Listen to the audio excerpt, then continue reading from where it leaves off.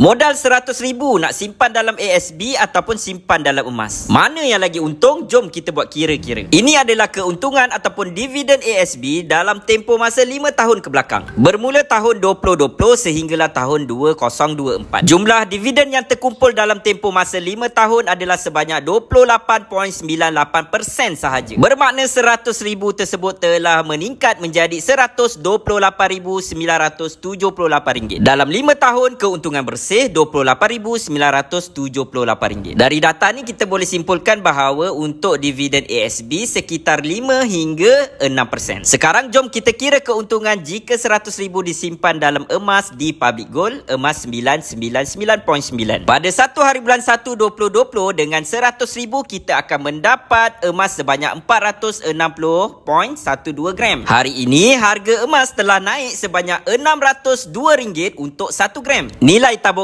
kita yang telah disimpan 5 tahun tadi telah meningkat sebanyak RM280,000. Peningkatan yang sangat tinggi sebanyak 180% dalam tempoh masa 5 tahun 9 bulan. Dalam tempoh masa tersebut telah naik sebanyak RM180,000. Sedia maklum, kita tahu apabila kita nak jual emas, kita akan dikenakan spread ataupun harga jual dan harga beli berbeza. Jom kita kira keuntungan bersih dah tolak semua sekali. Kalau kita jual balik hari ini simpanan emas kita sebanyak 465.12 gram tadi, Public Gold akan tolak spread sebanyak 9%. Jadi keuntungan bersih yang akan kita dapat adalah sebanyak RM254,800. Untung sebanyak RM154,800. Keuntungan bersih RM154,008%. Sebab itu ramai yang tukarkan simpanan untuk tempoh masa panjang ini dalam bentuk emas. Sebab emas ni kalis inflasi dan dapat melindungi kekayaan kita. Walaupun kita rasa simpanan kita di ASB ada peningkatan, tapi kita kena tahu nilai simpanan duit kertas kita tadi belum ditolak lagi dengan inflasi. Agak-agaknya dalam tempoh masa 5 tahun, inflasi kita dah naik berapa persen. Terima kasih dah menonton video ini. Bagi sesiapa yang nak memulakan tabungan emas di Public Gold, sama ada nak menabung dalam akaun emas Public Gold ataupun nak terus beli emas fizikal 50 gram, 100 gram, 250 gram, 1 kilo terpulang kepada tuan-tuan perempuan. Nak simpan sendiri di tangan ataupun di safety deposit ataupun nak minta Public Gold simpankan, boleh hubungi saya untuk saya bantu tuan-tuan perempuan mendapatkan tabungan emas bersama Public Gold.